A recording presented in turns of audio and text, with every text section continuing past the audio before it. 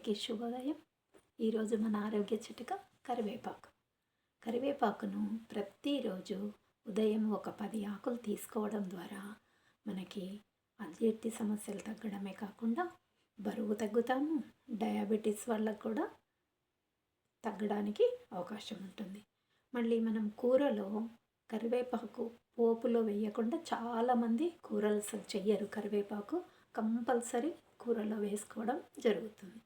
అలా వేసుకోవడం ద్వారా మనకి ఏ, బి, సి, ఈ వంటి విటమిన్లు మన శరీరానికి అందుతాయి. మళ్ళీ కరివేపాకును జీలకర్రతో పొడి చేసుకొని పాలలో కలిపి తీసుకోవడం ద్వారా అజీర్తి సమస్యలు తగ్గి గ్యాస్ వంటి సమస్యలు రాకుండా ఉంటాయి.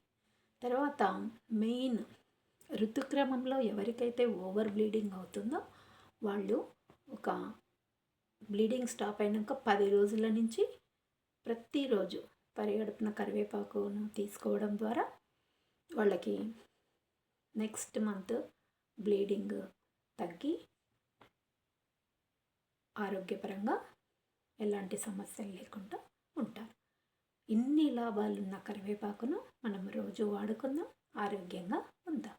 Thank you for your subscribing, likes and sharing. అందరికీ కూడా ధన్యవాదాలు తెలుపుకుంటూ రేపటి ఆరోగ్య చిట్కాతో మళ్ళీ కలుసుకుందాం. Thank you.